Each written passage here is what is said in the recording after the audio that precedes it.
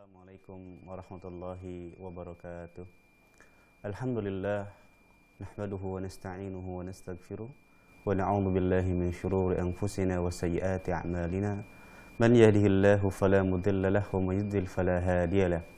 Wa asyhadu an la ilaha illallah wahdahu la syarika lahu wa asyhadu anna Muhammadan abduhu wa rasuluhu la nabiyya ba'da. Alhamdulillah, segala puji bagi Allah Subhanahu wa taala. Senang sekali kami berjumpa kembali di layar Anda dalam program kajian rutin kita bersama guru kita Ustaz Abu Abdillah Syarul Fatwa hafizahullah taala. Para pemirsa, senang sekali setelah beberapa pekan kami tidak menemani Anda dalam live di kesempatan pagi hari ini. Insyaallah setelah kita menyelesaikan dan menuntaskan salah satu kitab Ustaz, yakni Panduan Lengkap Fikih Wanita Ibadah Muslimah, insyaallah mulai hari ini kita membahas salah satu kitab terbaru yang dikarang oleh Syekh Muhammad Asy-Syarif, yakni 40 hadis wanita berkaitan dengan akhlak dan fikih dari wanita. Insyaallah nanti Ustadz akan membahas satu persatu berkaitan dengan tema yang akan dibahas di buku tersebut. Oleh karena itu, kami menghimbau dan mengingatkan dan menginformasikan bagi para pemirsa Ahsan TV yang belum memiliki atau ingin memiliki kitab tersebut, silahkan Anda bisa menghubungi tim kami, tim marketing Ahsan Store. Insya Allah nanti setiap Sabtu pagi, Ustadz akan memulai di pagi hari ini, mulai membahas kitab ini. Jadi silahkan Anda miliki, dan bagi Anda yang telah memiliki kitab tersebut, silahkan Anda buka dan Anda simak pembahasan-pembahasan yang nanti dijelaskan oleh Ustadz. Mudah-mudahan nanti Ustadz bisa memberikan faedah dari apa yang dibahas di kitab tersebut. Baik. Sebelum Ustadz memulai pembahasan di pagi hari ini, kita sapa terlebih dahulu. Assalamualaikum warahmatullahi wabarakatuh. Waalaikumsalam warahmatullahi wabarakatuh. Gimana kabar hari ini? Alhamdulillah. Baik, untuk menyingkat waktu, dan nanti jangan lupa di segmen soal jawab kami berikan kesempatan bagi Anda untuk bisa bergabung dalam segmen soal jawab. Nanti akan kami tampilkan nomor telepon di bawah ini. Jadi silakan Anda bertanya melalui layanan telepon yang sudah kami cantumkan di bawah ini. Untuk menyingkat waktu, kami persilakan kepada Ustadz, falyatafaddal masykuran. Bismillahirrahmanirrahim. Assalamualaikum warahmatullahi wabarakatuh. Alhamdulillahirabbil alamin. Wassalatu wassalam ala Rasulillah nabiyina Muhammadin wa ala alihi wa sahbihi wa man tabi'ahum bi ihsanin ila yaumiddin. Asyhadu an la ilaha illallah wahdahu la syarikalah wa asyhadu anna Muhammadan abduhu wa rasuluhu la nabiyya ba'dah. Qala Allah tabaraka wa ta'ala, ya ayyuhalladzina amanu taqullaha haqqa tuqatih wa la tamutunna illa wa antum muslimun. Wa qala aidha, ya ayyuhan nasu taqu rabbakum alladzi khalaqakum min nafsin wahidah wa khalaqa minha zawjaha wa batha minhuma rijalan katsiran wa nisaa'a wattaqullaha alladzi tasaaluna bihi wal arham Inna Allah kana alaikum raqiba. Fa inna asdaqal hadis kitabullah wa khairal hadi Muhammadin sallallahu alaihi wasallam wa syarrul umuri muhdatsatuha fa inna kulla muhdatsatin bid'ah wa kulla bid'atin dhalalah wa kulla dhalalatin finnar. Saudari-saudariku wanita muslimah dimanapun Anda berada, alhamdulillah pagi hari ini adalah hari perdana kita akan mengkaji sebuah kitab baru setelah kita menyelesaikan kitab Panduan Lengkap Fikih Ibadah Wanita Muslimah. Kitab yang ada di hadapan para pemirsa sekalian berjudul 40 Hadis Wanita. Judul asli dari kitab ini yang saya punya, ya, Lin Nisa'i Ahkam wa Adab. Ini buku aslinya, Lin Nisa'i Ahkam wa Adab, Syarah Al-Arba'in An-Nisaiyah. Untuk kaum wanita ada beberapa hukum dan adab, penjelasan 40 hadis yang berhubungan dengan kaum wanita. Singkatnya memang 40 hadis wanita. Buku ini sudah beberapa kali kami selesaikan dalam beberapa majelis ilmu, ya. Dan isinya sangat bermanfaat sekali, menjadi pedoman bagi kaum wanita muslimah berhubungan dengan hukum-hukum syariat berhubungan dengan adab-adab sebagai seorang wanita, juga bimbingan bagaimana kita dalam menjalani rumah tangga, ya.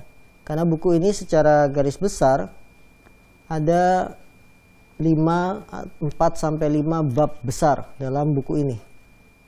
Yang pertama adalah bab tentang wanita tinggal di rumah, kemudian larangan tentang ikhtilat, yang kedua, yang ketiga wajibnya menjaga lisan dan aurat, yang keempat adalah tentang masalah pernikahan, dan yang terakhir masalah pakaian dan perhiasan.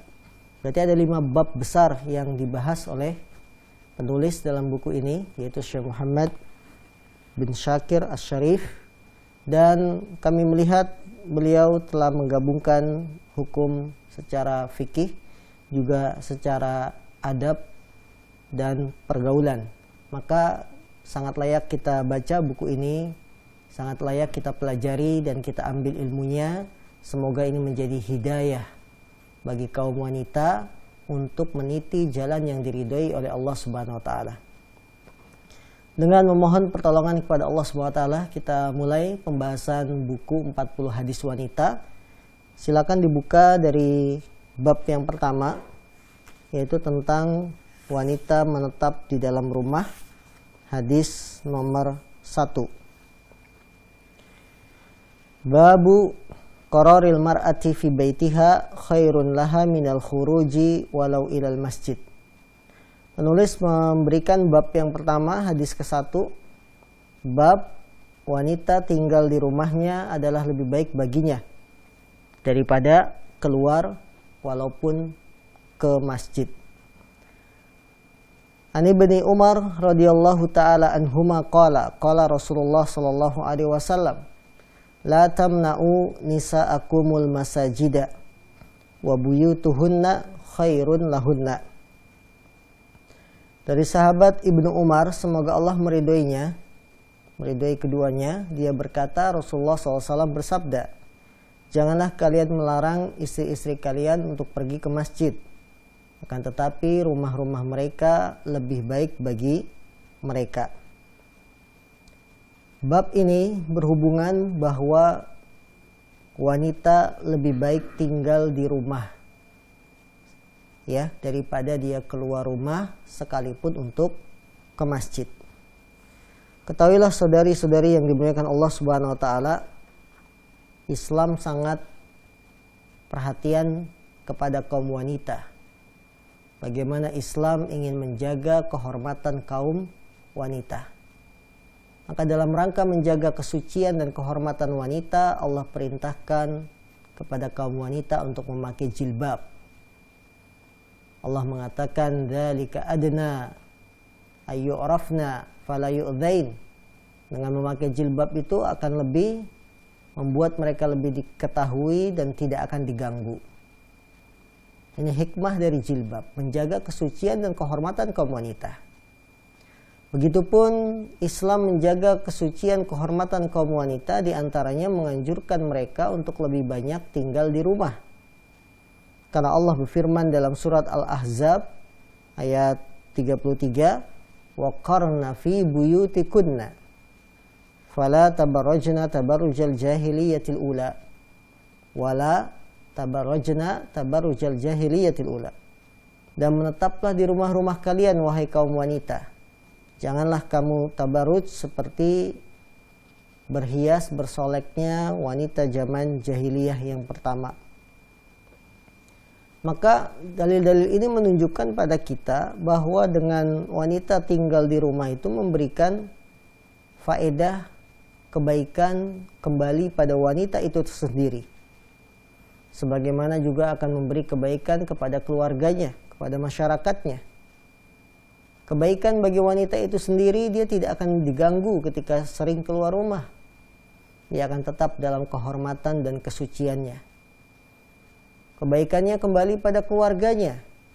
Suaminya bisa diurusi, anak-anaknya bisa dikontrol. Kebaikan juga kembali pada masyarakatnya ketika wanita sering di rumah. Yaitu akan membuat masyarakat yang baik. Maka hadis yang pertama ini dari jalan sahabat Ibnu Umar, Rasulullah mengatakan, kalian jangan melarang wanita kalian, istri-istri kalian untuk berangkat ke masjid. Akan tetapi rumah kalian, rumah mereka itu lebih baik bagi mereka. Larangan, yaitu larangan dari Nabi, jangan kamu melarang istri-istri kalian berangkat ke masjid. Larangan ini ditujukan kepada para suami, kepada para wali, ya orang tua yang punya anak gadis, jangan melarang wanita untuk berangkat ke masjid. Akan tetapi kata Nabi, rumah mereka itu lebih baik bagi mereka. Saudara-saudariku yang dimuliakan Allah Subhanahu wa taala, wanita berangkat ke masjid memiliki tujuan. Di antaranya adalah untuk sholat berjamaah. Sholat berjamaah di masjid hukumnya bagi wanita dibolehkan. Akan tetapi bagi yang sholat di rumah itu lebih afdol. Sholat berjamaah di masjid pernah terjadi pada zaman Rasul SAW ketika kaum wanita ikut sholat bersama Nabi SAW. Bahkan kaum wanita mereka ikut sholat subuh dalam keadaan gelap, memakai baju yang menutupi mereka, tidak ada seorang pun yang mengenali mereka. Ya, jadi wanita di zaman Rasul ikut sholat berjamaah bersama Nabi SAW. Ketika Nabi salam, maka kaum wanita segera pulang. Karena itulah hikmahnya kenapa imam itu sehabis salam tidak langsung balik badan menghadap makmum. Karena memberikan kesempatan kaum wanita untuk pergi pulang. Dengan demikian, sholat berjamaah bagi kaum wanita di masjid hukumnya dibolehkan. Karena pernah terjadi pada zaman Rasul SAW. Dan dalam hadis ini pun Rasulullah mengatakan, jangan kalian larang wanita-wanita kalian ketika ingin pergi ke masjid. Tujuan lain wanita pergi ke masjid diantaranya adalah untuk menghadiri majelis-majelis taklim. Maka para suami hendaklah jangan melarang ketika wanita, istri kita minta izin berangkat ke masjid untuk pergi menuntut ilmu. Atau anak perempuan kita minta izin berangkat ke masjid untuk menuntut ilmu. Jangan dilarang. Karena Rasulullah mengatakan jangan kamu larang. Artinya kita mematuhi perintah ini. Ya, kita mematuhi perintah ini agar tidak melarang istri kita atau anak perempuan kita berangkat ke masjid kalau memang tujuannya untuk sholat berjamaah atau untuk mencari ilmu. Tapi Nabi memberikan penekanan, wa buyutuhunna khairun lahun. Tapi rumah-rumah mereka itu lebih baik bagi mereka. Artinya kalau mau dibandingkan antara pergi ke masjid dengan tetap di rumah itu lebih baik karena menggunakan kata khairun. Khairun itu dalam bahasa Arab disebut isim tafdil. Ya, isim tafdil, yaitu lebih baik bagi mereka. Maka pelajaran yang bisa kita petik dari hadis ini, pelajaran yang pertama, tidak sepantasnya bagi para suami untuk melarang istri-istri mereka berangkat ke masjid. Tidak sepantasnya bagi para suami melarang istri-istrinya untuk berangkat ke masjid. Ya. Karena Rasul sendiri yang mencegah, jangan kamu larang. Artinya boleh. Ya, dengan syarat tentu dengan ketentuan-ketentuan yang akan kami jelaskan nanti. Ketika wanita, istri kita minta izin, silakan untuk ke masjid, baik itu sholat berjamaah atau menuntut ilmu atau yang lainnya. Terlebih lagi pada musim-musim yang memang manusia punya tergerak hatinya untuk berangkat ke masjid. Contohnya apa? Bulan Ramadan. Ketika bulan Ramadan, ya sebagian besar wanita muslimah itu hatinya ingin ke masjid untuk melaksanakan apa? Sholat tarawih berjamaah. Mereka berpendapat kalau sholat di rumah diganggu anak-anak, tidak bisa khusyuk, tapi kalau di masjid bisa selain mendapatkan kekhusyuan sholat, juga mendapatkan ilmu tambahan berupa ceramah dan seterusnya. Maka para suami jangan melarang ketika istri kita minta izin untuk berangkat ke masjid atau anak perempuan kita, silakan. Yang kedua, pelajaran yang bisa kita petik dari hadis ini, sholatnya wanita di rumah mereka itu lebih baik daripada dia keluar sholat ke masjid. Bahkan dalam hadis yang lain, Rasulullah mengatakan sholatnya wanita di kamarnya khusus itu lebih baik daripada sholatnya wanita di ruang tengah di rumahnya. Sholatnya wanita di ruang tengahnya di rumahnya itu lebih baik daripada sholatnya wanita di musola khusus wanita. Sholatnya wanita di musola khusus wanita itu lebih baik daripada sholat di masjid umum. Ya, ini menunjukkan bahwa seorang wanita apabila sholat di rumah dia lebih afdol. Kalau sholat berjamaah di masjid dia mendapatkan pahala 27 derajat, maka yang sholat di rumah bagi kaum wanita memilih sholat di rumah dia dapat pahala lebih dari 27 derajat. Karena Rasul mengatakan lebih baik. Rumah mereka lebih baik bagi mereka. Artinya wanita muslimah, Anda jangan sedih. Ya, Anda jangan sedih. Misalnya melihat ada ibu-ibu rajin ke masjid, oh dia enak dapat pahalanya 27 derajat. Kita katakan Anda sebagai wanita yang sholat di rumah dapat pahala lebih dari 27 derajat. Karena Rasulullah yang mengatakan, wa buyutuhunna khairun lahunna. Dan rumah mereka lebih baik bagi mereka. Baik, sekarang bagaimana kalau sedang umroh atau haji, sholat di hotel aja. Tidak berangkat ke masjid. Ya, kalau sholat di Masjidil Haram 100.000 lebih, berarti kalau sholat di hotel lebih dari 100.000, lebih baik. Ya, ini tentunya perlu pembahasan karena keutamaan tempat dia tidak bisa disamakan dengan keutamaan tempat yang lain, ya, yang berbeda dengan tempat-tempat yang khusus. Masjidil Haram memiliki keutamaan yang khusus dibandingkan masjid-masjid yang lainnya. Ya, nah. Yang ketiga, pelajaran yang bisa kita petik dari hadis ini, keluarnya wanita ke masjid suatu yang disyariatkan, tidak ada larangan. Artinya ketika wanita ingin keluar ke masjid dibolehkan, tidak dilarang. Boleh, baik itu untuk sholat jamaah, untuk mendengarkan kajian ilmu, atau tujuan yang lain. Akan tetapi saudari-saudariku wanita muslimah, ketika Anda memilih untuk berangkat ke masjid, ada beberapa hal yang perlu diperhatikan. Yang pertama, hendaknya jalan yang akan kita tempuh itu aman dari gangguan. Dari gangguan binatang, dari gangguan manusia, ya. Karena di sebagian daerah mungkin ya, pedesaan, masjid itu tidak seperti di perkotaan atau perumahan. Jalannya terang, kelihatan, aspal, sampai 2 menit juga sudah sampai masjid.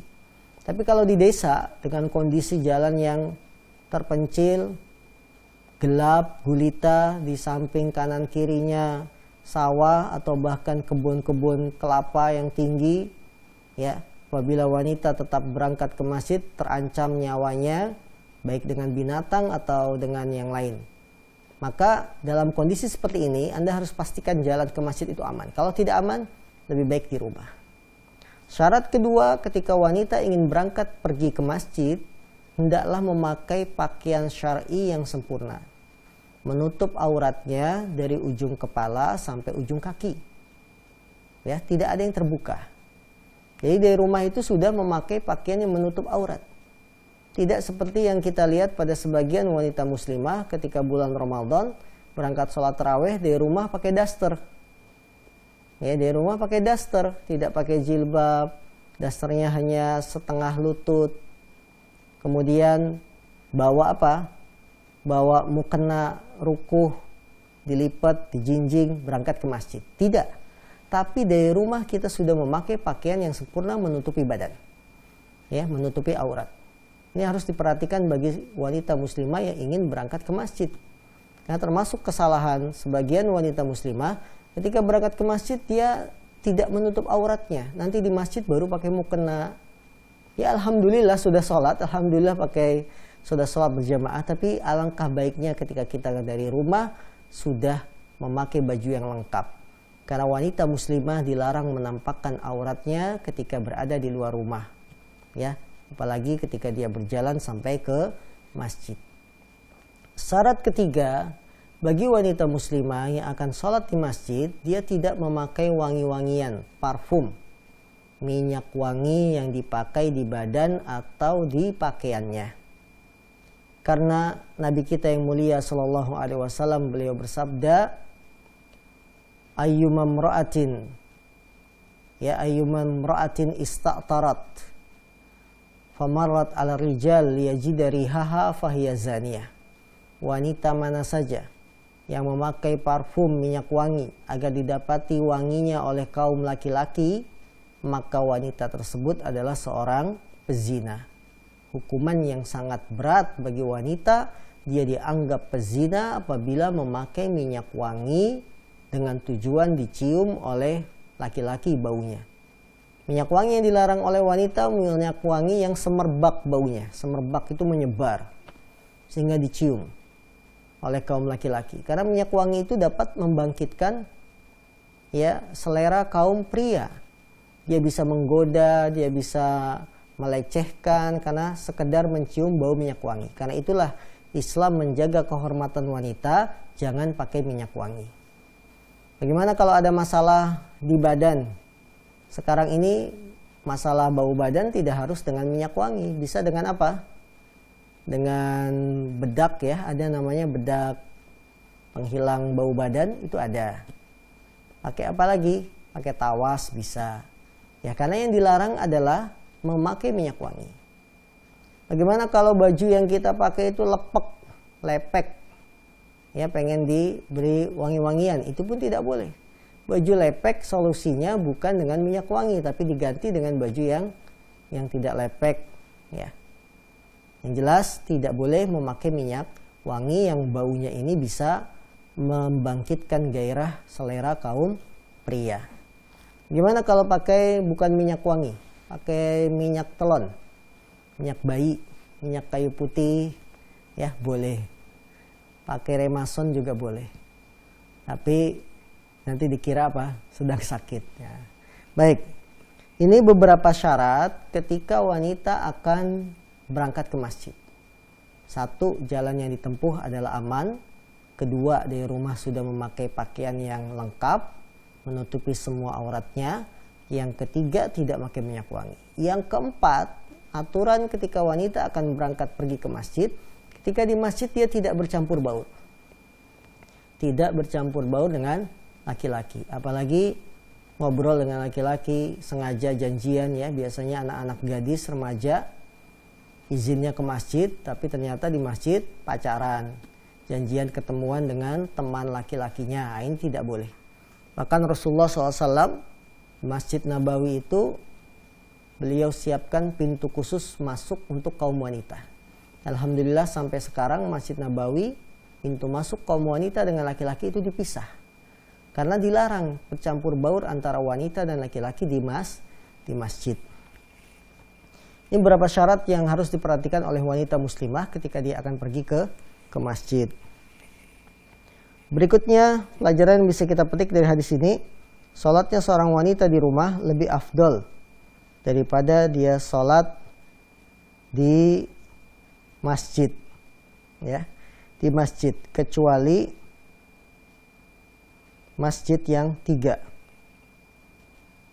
Penulis mengatakan sholatul mar'ati fi baitiha afdalu min sholatiha fi ayyin minal masajidis salasah, al-masjidil haram, al-masjidil nabawi, masjidil aqsa.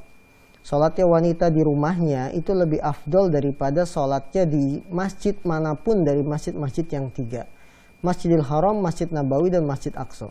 Artinya penulis berpendapat di sini ini umum bahwa sholatnya wanita di rumah itu lebih baik sekalipun di masjid yang 3, ya. Sekalipun di masjid yang 3, yaitu Masjidil Haram, Masjid Nabawi maupun Masjidil Aqsa.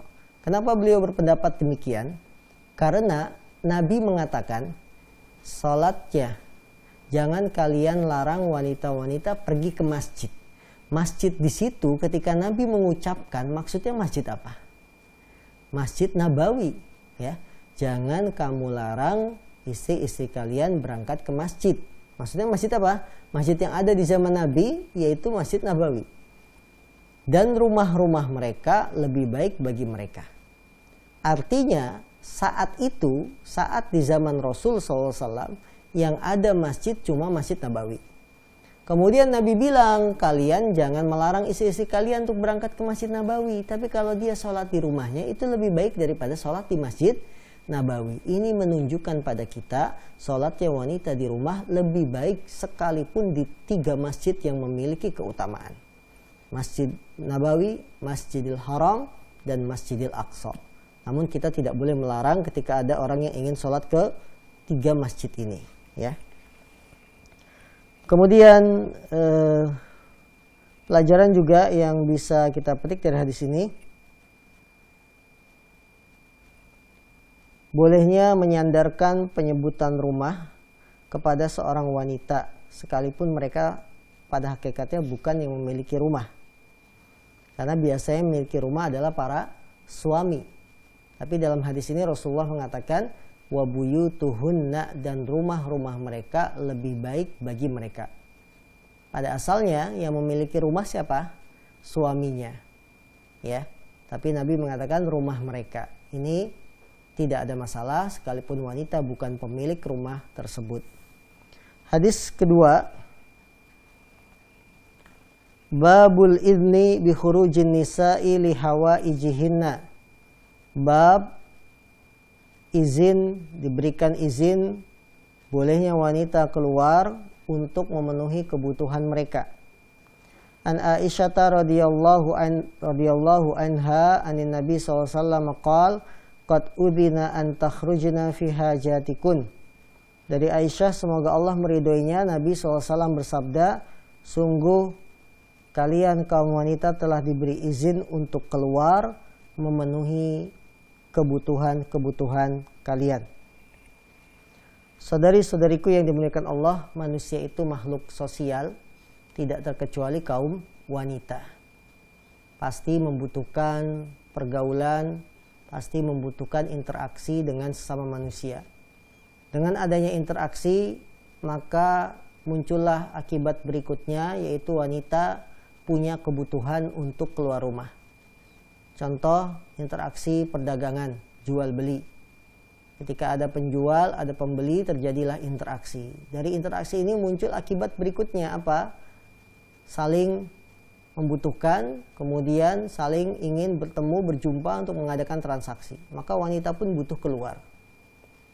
Islam sebagai agama yang sempurna, agama yang menjaga kesucian wanita, tidak melupakan sisi ini. Bahwa wanita butuh keluar rumah, maka Nabi mengatakan, sungguh kalian telah diberi izin untuk keluar, memenuhi kebutuhan-kebutuhan kalian. Karena pasti kita punya kebutuhan. Kita butuh makan, ya, ketika seorang wanita misalkan tidak ada suaminya, dia butuh mencari makan, butuh keluar. Atau ketika seorang istri, suaminya kerja ke kantor, dia butuh untuk apa? Untuk mengantarkan anaknya sekolah, untuk memenuhi kebutuhan rumah tangganya berupa kebutuhan-kebutuhan makanan, minuman. Padahal suaminya tidak ada yang mengantar, maka ini dibolehkan. Karena itulah Islam tidak mengekang wanita untuk keluar rumah. Artinya mengatakan wanita di rumah terus, tidak. Tapi Islam sangat bijak. Ya, Islam sangat memperhatikan kebutuhan kaum wanita, di antaranya keluar rumahnya kaum wanita. Maka Rasulullah mengatakan, sungguh kalian telah diberi izin untuk keluar memenuhi kebutuhan-kebutuhan kalian. Apa saja kebutuhan wanita yang diberikan izin oleh syariat ini? Bentuknya sangat beragam. Ya, kebutuhan-kebutuhan yang wanita boleh keluar rumah. Di antaranya adalah keluar untuk sholat ke masjid. Keluar untuk sholat ke masjid. Dan ini sudah kami jelaskan pada hadis yang pertama. Janganlah kalian melarang istri-istri kalian untuk berangkat ke masjid. Ini kebutuhan. Wanita juga butuh siraman rohani. Wanita juga butuh siraman hati. Dia ingin menghadiri kajian ilmu, ya, kajian ilmiah yang bisa menyirami hatinya. Mungkin kebutuhan sandang pangan papannya sudah tercukupi, ya, kebutuhan dunianya sudah terpenuhi, tapi hatinya merasa gersang, ingin hadir ke masjid jangan dilarang. Ini kebutuhan wanita. Karena bagaimanapun juga kebutuhan hati itu lebih diprioritaskan daripada kebutuhan jasad. Ya. Maka Rasul mengatakan jangan kalian larang istri-istri kalian ketika mereka ingin berangkat ke masjid. Ini kebutuhan wanita yang pertama yang dibolehkan secara nas syariat, yaitu berangkat ke masjid. Yang kedua, kebutuhan keluar untuk menuntut ilmu agama. Keluar untuk menuntut ilmu agama. Wanita itu sebagaimana laki-laki diperintahkan juga untuk belajar. Wanita terkena perintah, terkena larangan. Bagaimana wanita juga diperintahkan sholat. Wanita diperintahkan puasa. Wanita diperintahkan untuk sedekah. Ya, untuk zakat, untuk pergi haji. Sama sebagaimana laki-laki.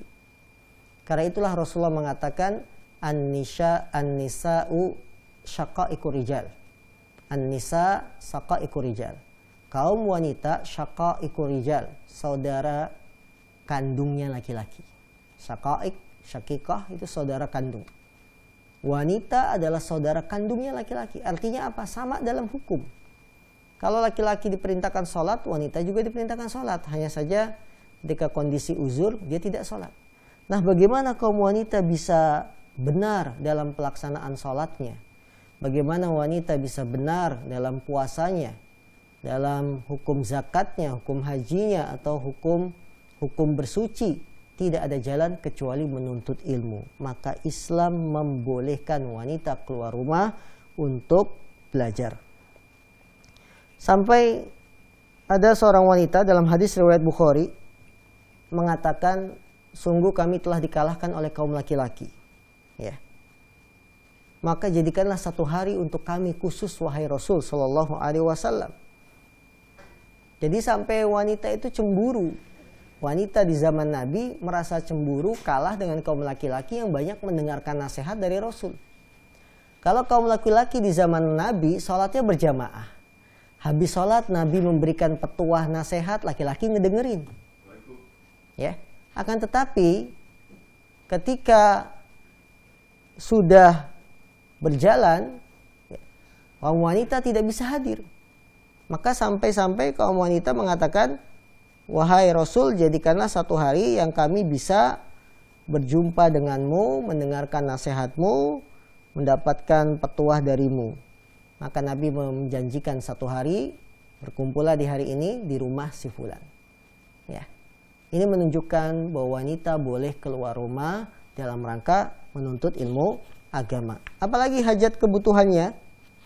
Hajat kebutuhan wanita selain ke masjid, selain menuntut ilmu agama, wanita juga boleh keluar untuk sholat Idul Fitri atau Idul Adha. Ya. Ini sebagaimana hadisnya Ummu Atiyah. Sebagaimana hadis Ummu Atiyah. Rasulullah memerintahkan kami untuk keluar pada saat sholat Idul Fitri atau Idul Adha. Sampai para gadis-gadis peringitan, gadis-gadis yang sedang dipingit juga diperintahkan untuk keluar. Bahkan wanita-wanita yang haid juga keluar, tidak di rumah ketika dia sedang haid walaupun tidak ikut sholat, tapi untuk menyaksikan syiar kaum muslimin. Ini pun hajat, boleh. Kemudian juga termasuk hajat wanita yang dibolehkan agar mereka keluar, yaitu menghadiri walimatul urus, pesta pernikahan dan acara-acara perkumpulan yang sifatnya sosial kemasyarakatan. Ini pun dibolehkan. Ya, undangan pernikahan sebagaimana Rasulullah mengatakan, man lam yujib da'wata walimah faqad asa Abul Qasim. Man lam yujib da'watal walimah faqad asa Abul Qasim. Barang siapa yang tidak memenuhi undangan walimah, sungguh dia telah memaksiati Rasulullah SAW. Nah, ini sifatnya umum. Laki-laki, wanita diperintahkan untuk datang ketika diundang acara pesta nikah. Boleh. Begitupun acara-acara perkumpulan yang sifatnya ijtimaiyah, kemasyarakatan. Dibolehkan. Misalnya di lingkungan kita ada acara apa? Undangan posyandu, ya silakan. Atau undangan apa, ibu-ibu kerja bakti, ya bersihkan masjid, boleh. Ya, tidak ada masalah. Maka Islam adalah agama yang sangat bijaksana, tidak melarang 100% wanita tidak boleh keluar rumah, tidak. Tapi Islam membolehkan wanita keluar dari hajat-hajat mereka, untuk memenuhi kebutuhan hajat mereka. Tentunya ketika dibolehkan keluar dengan catatan-catatan, ya, dengan aturan-aturan yang harus ditaati oleh seluruh wanita muslimah. Pelajaran yang bisa kita petik dari hadis ini, yang pertama, syariat memberikan izin wanita keluar rumah untuk memenuhi kebutuhan mereka. Kalau syariat sudah memberikan izin, maka tidak ada seorang pun yang bisa melarang. Wanita dibolehkan keluar dengan ketentuan, dengan jenis-jenis kebutuhannya, maka suami jangan melarang. Kecuali keluar rumahnya tidak ada kebutuhan. Keluar rumahnya hanya sekedar main-main saja, dan itu sering dilakukan dalam sehari sampai 5 kali, tentunya suami berhak melarang. Kemudian yang kedua, pelajaran yang bisa kita petik dari hadis ini, keluarnya wanita, diizinkannya wanita keluar rumah itu tidak menafikan mereka tetap di dalam rumah. Artinya ketika diberi izin wanita keluar rumah untuk satu kebutuhan, bukan berarti wanita betul-betul meninggalkan rumahnya, tidak. Tetap mereka diperintahkan rumah mereka itu lebih baik. Jangan sampai kita memahami izin ini kebablasan. Kadang-kadang kita salah dalam memahami izin. Para santri pondok pesantren diberi izin, ya boleh keluar, tapi jarak 500 meter dari pesantren. Tapi ternyata keluarnya sampai 2 kilo. Nah, ini salah memahami izin. Begitupun wanita. Wanita memang diberi izin boleh keluar rumah, tapi jangan sampai salah menggunakan izin, sehingga jatuh dalam larangan dan dosa. Kemudian pelajaran juga yang bisa kita petik dari hadis ini, keluar rumah yang dibolehkan oleh wanita selama bukan safar. Ya, selama bukan safar. Kalau sudah masuk dalam kategori safar, maka harus bersama mahram. Kan saya ingin menghadiri pesta pernikahan. Di mana pesta pernikahannya? Di luar kota. Ya. Rumahnya di Jakarta, menghadiri pesta pernikahannya di mana? Di Jawa Tengah, berangkat sendirian bawa mobil. Tidak boleh. Karena izin bolehnya wanita keluar rumah, ya, diantaranya untuk menghadiri pesta pernikahan, selama bukan dalam kategori safar. Kalau sudah masuk safar, pergi jauh, harus bersama mahram. Saya ingin menuntut ilmu. Ya, ada daurah di mana? Di Surabaya, rumahnya di Bekasi, tidak boleh, harus bersama mahram. Maka izin yang telah diberikan oleh syariat, pahamilah izin ini, ikutilah aturannya, tidak melampaui batas, tidak melanggar ketentuan-ketentuan syariat. Baik, demikian 2 hadis yang bisa kita kaji dalam kesempatan kali ini. Selanjutnya kami beri kesempatan untuk tanya jawab. Ya. Baik, memberikan penjelasan di hadis yang pertama dan di hadis yang kedua. Tibalah saatnya kami berikan kesempatan bagi Anda para pemirsa Ahsan TV untuk bisa bergabung dalam segmen soal jawab. Silakan Anda mengirimkan pertanyaan-pertanyaan di nomor di bawah ini, tapi nanti insyaallah taala kami akan menjawab setelah jeda berikut ini. Kami persilahkan.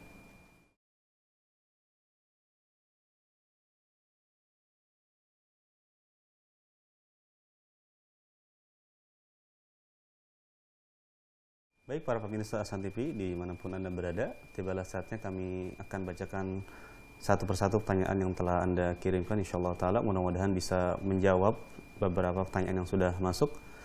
Bagi Anda yang ingin bertanya melalui telepon interaktif, silakan Anda nanti menghubungi kami di nomor di bawah ini. Sebelum kita terima telepon, kita akan bacakan dulu penanya melalui layanan pesan singkat. Yang pertama kita bacakan, Ustaz, penanya pertama dari hamba Allah. Assalamualaikum warahmatullahi wabarakatuh. Ustaz, bagaimana hukum istri jika ke masjid sedangkan suaminya tidak ke masjid karena masih belum pulang ke rumah? Waktu salat telah tiba, Ustaz. Mohon penjelasannya, Ustaz. Baik, bagaimana hukumnya ketika istri ke masjid sementara suami belum pulang ke rumah karena masih dalam pekerjaan atau masih di kantor? Yang pertama, hendaknya seorang istri izin terlebih dahulu kepada suaminya. Izin secara umum yang berlaku untuk setiap sholat. Jadi bisa izin pertama kali. Mas, saya pengen sholat di masjid. Ya, kamu masih di kantor, zuhur, asar, saya pengen ke masjid. Kalau suami mengizinkan, maka izin ini bisa berlaku dalam setiap sholat walaupun suaminya masih berada di pabrik, masih berada di kantor. Akan tetapi perlu ditekankan bahwa ketika istri sudah mendapat izin pergi ke masjid untuk melaksanakan sholat berjamaah, maka dia harus pegang izin ini dengan baik-baik, tidak melampaui batas, tidak pula melanggar ketentuan-ketentuan dalam syariat. Kalau izinnya sholat berjamaah, maka dia hanya pergi ke masjid untuk sholat berjamaah, setelah itu pulang. Tidak mampir ke rumah tetangga, ngerujak, atau ngerumpi, dan lain-lain, kemudian baru pulang. Ya. Jadi harus diperhatikan bagi semua wanita muslimah yang mendapat izin suaminya untuk berangkat ke masjid, dia harus perhatikan hal ini. Jadi Anda bisa lakukan meminta izin secara umum saat pertama kali. Jadi sebelum melakukan aktivitas rutin sholat berjamaah di masjid, minta izin dulu. Ketika suami di rumah minta izin, setelah itu barulah kita berangkat sesuai dengan izin yang diberikan. Nah, baik, ya. Ustaz, jazakallahu khairan atas tanyaan dari hamba Allah tadi. Kita akan terima telepon yang masuk. Kami persilakan. Halo, assalamualaikum. Waalaikumsalam warahmatullahi wabarakatuh. Oh, Insya Allah, ini sepertinya suaranya sangat dikenal ini, Abu Sahla. Nah, Silakan, Abu Sahla. Pertanyaannya. Nah, Ustaz, pertanyaan begini, Ustaz, berkaitan dengan larangan wanita keluar, apakah termasuk di dalamnya ketika wanita mengikuti grup Facebook dagang ataupun WA dagang yang dimana di situ itu bercampur baur, kadang ngobrol di Facebook, di inbox dan lain-lainnya. Apakah itu termasuk dalam larangan tadi yang disebutkan, Ustaz?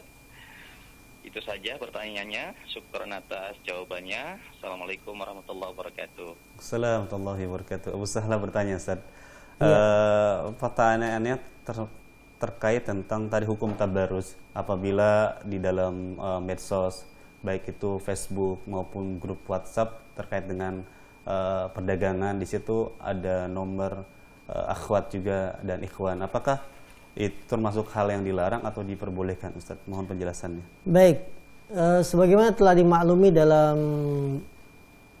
perkembangan zaman kita sekarang, semakin mudahnya teknologi, semakin mudahnya sarana sosial seperti media-media sosial yang ada, Facebook dan lain-lain, maka terbentuklah grup-grup dagang. Di antara grup dagang ini pun ada pedagang dari kaum wanita. Apakah campur baur di sini juga termasuk larangan yang disebutkan tadi? Dan sebenarnya pembahasan ini akan kita bahas pada hadis-hadis berikutnya, yaitu tentang bab ikhtilat, bab campur baur laki-laki dan wanita. Apakah termasuk dalam grup-grup sosial itu dihitung sebagai campur baur ataukah tidak? Tapi sebagai permulaan kami akan memberikan sebuah jawaban bahwa ketika dalam grup dagang itu bercampur antara laki-laki dan wanita, maka hendaknya masing-masing bertakwa kepada Allah Subhanahu wa taala. Masing-masing bertakwa kepada Allah Subhanahu wa taala untuk tidak melakukan hal-hal yang bisa mengundang fitnah. Misalnya dengan men-save nomor-nomor wanita. Ya, di grup dagang itu kan bisa dilihat ya info anggota grup. Nanti ketika ada nama wanita kita save, ya, kita simpan, kemudian kita hubungi. Ini hendaklah kita bertakwa kepada Allah Subhanahu wa taala. Nah, kemudian yang kedua yang perlu kami sampaikan juga, apabila dalam grup dagang itu bercampur antara laki-laki dan wanita, maka ketika wanita ini menawarkan dagangannya sekedarnya saja. Tidak diiringi dengan candaan, tidak diiringi dengan tukar nomor telepon dan seterusnya. Karena ini akan membawa dan membuka pintu fitnah bagi laki-laki dan wanita. Yang ketiga, kalaupun ya terpaksa wanita itu ingin berjualan, maka lebih afdol dia membentuk grup sendiri khusus ibu-ibu yang tidak ada laki-lakinya. Tentu ini lebih selamat kalau kita berbicara mana yang lebih selamat antara bergabung grup dagang laki-laki dan wanita atau yang khusus wanita, maka yang khusus wanita ini lebih selamat. Ini sebagai pembukaan mengenai jawaban apakah bercampur dalam satu grup antara laki-laki dan wanita itu terhitung sebagai ikhtilat atau tidak. Nah, Atas jawaban antum, semoga tadi pertanyaan dari Abu Sahla memberikan jawaban dan bisa disampaikan ke teman-teman. Baik, kami bacakan pertanyaan berikutnya dari Abu Nabila di Telaga Pesona. Assalamualaikum warahmatullahi wabarakatuh. Semoga Allah Ta'ala menjaga Ustadz dan kru Ahsan TV. Ustadz, bagaimana hukum sholat yang dalamnya ada seorang ibu yang berusia 60 tahun lebih ikut dalam shaf laki-laki di shaf yang paling terakhir, Ustadz, dan DKM dan pengurus RT ingin menegur tapi tidak enak hati, Ustadz, karena mungkin di shaf terakhir sering bercampur shafnya. Mohon nasihat tentang ini, Ustadz. Jazakumullah khairan. Baik, ya Bu Nabila di Telaga Pesona ya, dan ini pun kami alami sendiri. Ketika hari Ahad kemarin datang agak telat, dapat shaf terakhir, ternyata di sebelahnya adalah seorang wanita, seorang ibu-ibu yang sudah cukup usianya. Apakah hukumnya sholatnya sah? Kalau kita berbicara sah, maka hukum sholat kita sah. Kenapa sah? Satu, sutrohnya makmum adalah imam. Laki-laki ketika sholat tidak boleh dilewati wanita. Tapi ketika kita berjamaah, yang menjadi sutroh kita, pembatas kita adalah imam. Selama imam tidak dilewati oleh wanita, maka sholat kita sah. Nah, demikian pun ketika kita sholat, misalkan di shaf kita ada seorang wanita, kemudian terbentuk lagi shaf yang ke-6 misalkan, ada laki-laki, di depannya wanita, tetap sholat kita sah, karena sutrohnya dalam sholat berjamaah adalah imam. Akan tetapi di sini ada satu sisi yang perlu diperhatikan, yaitu sisi campur baurnya. Dia bergabung dengan shaf laki-laki. Maka alangkah bijak DKM tidak hanya menegur saja, tapi menyiapkan tempat khusus sholat wanita. Misalnya di belakang setelah pintu itu disiapkan tempat khusus, dibuatkan semacam pembatas dengan hijab, kemudian disediakan sejadah, ya. Tidak usah banyak-banyak, misalkan sejadahnya hanya 5 atau 3, kemudian tapi dia tertutup dan dia bisa melakukan sholat berjamaah di situ. Sebagaimana di tempat-tempat masjid lain ada tempat khusus untuk sholat wanita. Karena kita tidak boleh sholat itu bercampur baur kecuali dalam kondisi darurat. Dalam kondisi darurat. Contohnya darurat bagaimana? Seperti dalam sholat di Masjidil Haram. Ketika musim-musim ramai, umroh bulan Ramadan atau pelaksanaan ibadah haji. Kita sering mendapati ketika di Masjidil Haram saat ibadah haji, orang sholat kadang di depannya wanita, ya, kadang di depannya wanita, sampingnya wanita. Ini tidak mungkin bisa dihindari. Ini darurat. Maka dalam kondisi darurat bercampur semacam ini, ya tidak menjadi permasalahan. Namun dalam kondisi yang kita mampu memisahkan antara shaf laki-laki dan shaf wanita, maka pisahkanlah. Tapi DKM juga punya solusi, bukan hanya menegur, Bu, sholat di rumah, jangan di masjid. Tidak, berikan solusi. Apa? Buatkan tempat khusus untuk sholat wanita, sehingga dia bisa kita arahkan, Ibu mulai hari ini sholatnya di tempat itu yang sudah kita siapkan, sehingga dakwah kita bijak bisa diterima. Nah, baik, jazakallahu khairan. Mudah-mudahan Bu Nabila bisa menyampaikan ke pengurus DKM setempat, insyaallah taala. Baik, kita bacakan pertanyaan berikutnya, Ustaz, dari hamba Allah di Cikarang. Assalamualaikum warahmatullahi wabarakatuh. Ustadz, mohon penjelasan bagaimana dengan istri yang bekerja di rumah karena ayahnya bekerja mungkin di luar rumah, karena ayahnya selalu meminta uang. Uang dari suami hanya cukup untuk sehari-hari, Ustadz. Terkadang kesal karena suami sudah mencukupi kebutuhan orang tuanya, tetapi untuk kebutuhan orang tua istri, si istri harus mencari usaha sendiri. Kadang rasa lelah mengurus rumah, anak, dan mengumpulkan uang untuk orang tua silih berganti, Ustaz. Mohon nasihat kami agar tidak kesal dengan perasaan ini. Jazakumullah khairan, Ustaz. Baik,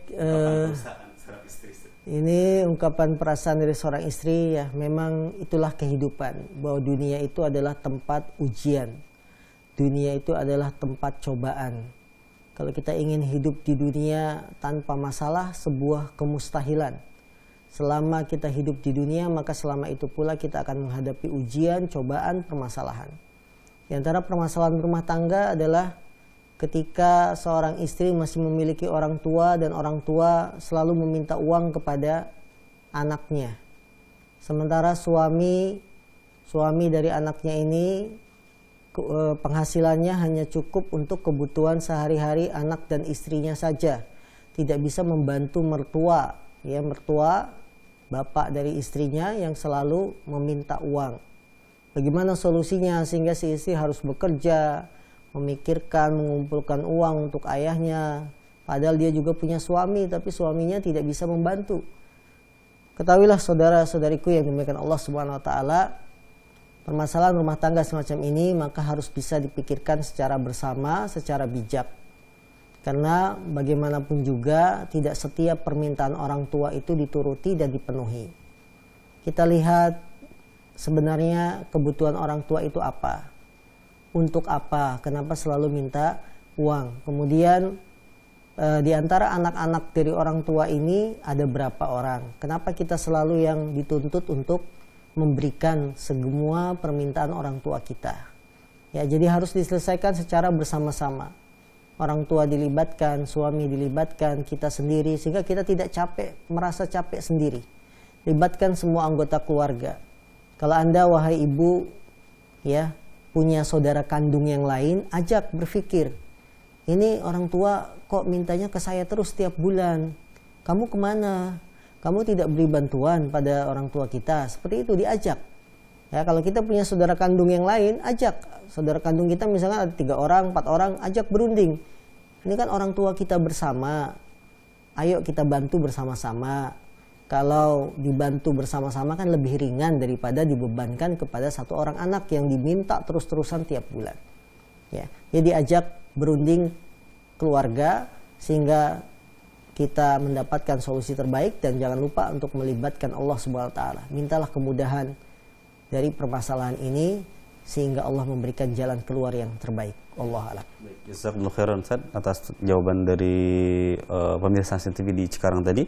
Kita bacakan pertanyaan terakhir Ustaz di kesempatan pagi hari ini karena keterbatasan waktu kita, dari Ummu Musyawwafa di Telaga Sakinah. Ustaz, Assalamualaikum warahmatullahi wabarakatuh. Ustaz, orang tua kami tinggal di luar kota. Perjalanan menggunakan bis lebih kurang 16 jam Ustaz. Saat beliau sakit, suami saya meminta saya untuk menengok. Mengingat suami kerja tidak bisa mengantar. Bagaimana dalam kasus seperti ini Ustaz? Mohon penjelasan Ustaz. Jazakumullah khairan. Baik. Ada seorang ibu di Telaga Sakinah menanyakan, orang tua kami tinggal di luar kota, kalau naik bis bisa sampai 16 jam. Ya, dan suami minta untuk ditengok. Kamu tengok orang tua kamu sana, pergi. Dan suami tidak bisa mengantar. Bagaimana solusinya? Yang kami ingin tanyakan, apakah Anda punya anak laki-laki? Anak laki-laki yang sudah akil balik. Kalau Anda punya anak laki-laki yang sudah akil balik, ini bisa dijadikan sebagai mahram untuk menengok orang tua kita yang sedang sakit. Terlebih lagi sekarang pembelajaran sekolah masih dalam sistem daring, ya, dalam jaringan online, maka lebih memudahkan untuk mengajak anak laki-laki kita menengok orang tua. Kalau tidak punya anak laki-laki, bisa juga dengan meminta bantuan paman atau saudara kandung kita laki-laki. Jadi tetap ketika melakukan pergi jauh harus bersama mahram. Kalau mentok-mentoknya tidak ada paman, tidak ada saudara kandung, maka suami kita sempatkan untuk mengantar kita. Kalau naik bis 16 jam, maka bisa dipersingkat dengan naik pesawat. Walaupun harus mengorbankan uang lebih banyak. Dan jumlah waktu jamnya tidak terlalu lama. Misalkan dengan pesawat hanya 2 jam. Maka suami insya Allah di waktu libur, misalkan hari Ahad, bisa naik pesawat 2 jam PP, bisa kembali lagi sehingga tidak mengganggu aktivitas rutin kerjanya. Kerja mulai hari Senin. Maka hari Ahad berangkat habis subuh 2 jam sampai di sana mengantarkan istri, berbincang sejenak, kembali lagi Ahad sore sudah sampai Telaga Sakinah kembali. Maka kita harus tetap mengikuti aturan syariat. Selama kita mengikuti aturan syariat, yakinlah jalan terbaik akan datang dari Allah SWT. Selama kita mau komitmen dengan aturan agama ini, maka solusi jalan keluar pasti ada, tidak mungkin tidak ada. Wallahu ta'ala alam. Jazakumullah khairan Ustaz atas penjelasan dari Ustaz. Baik para pemirsa Hasan TV yang dirahmati Allah Subhanahu wa taala, inilah akhir perjumpaan kita. Sekali lagi mudah-mudahan apa yang disampaikan Ustadz bisa kita ambil faedah dan ilmu dari penjelasan-penjelasan beliau. Ada ikhtitam Ustadz? Cukup? Baik, jazakumullah khairan, dan kami ucapkan jazakumullah khairan bagi pemirsa Hasan TV yang di pagi hari ini telah menyimak dan menyaksikan tayangan kajian rutin dengan kita 40 hadis wanita. Sekali lagi saya mohon maaf jika ada pertanyaan yang banyak sekali belum sempat kami bacakan satu persatu karena memang keterbatasan waktu kita di kesempatan pagi hari ini.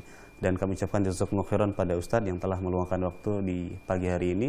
Mudah-mudahan apa yang beliau sampaikan bisa Allah berkahi dan bisa dimanfaatkan dan diamalkan untuk kita semua. Dan kami ingatkan bagi Anda sekali lagi yang ingin memiliki kitab tersebut, yakni 40 hadis wanita, silakan bisa menghubungi tim marketing Ahsan Store. Apa yang Anda belanjakan untuk Ahsan TV, insyaallah ta'ala bermanfaat untuk kelangsungan dakwah Ahsan TV. Insyaallah harganya sangat murah sekali, kalau tidak salah dari tim kami harganya sekitar Rp110.000. Jadi silakan nanti bagi Anda yang ingin memesan buku ini, silakan bisa menghubungi di nomor di bawah ini, di nomor 0812 8956 6500. Karena pembahasan ini baru mulai, baru hadis ke-1 dan hadis ke-2, silakan yang belum memiliki silakan Anda bisa menghubungi nomor di bawah. Insyaallah taala bagi yang di luar kota juga jangan khawatir. Insyaallah nanti kitab ini akan kita bantu kirimkan. Jazakumullah khairan. Kami atas nama kru yang bertugas di kesempatan hari ini mohon undur diri. Kita tutup dengan doa kafaratul majlis. Subhanakallahumma wa bihamdika asyhadu an la ilaha illa anta astaghfiruka wa atubu ilaik. Assalamualaikum warahmatullahi wabarakatuh.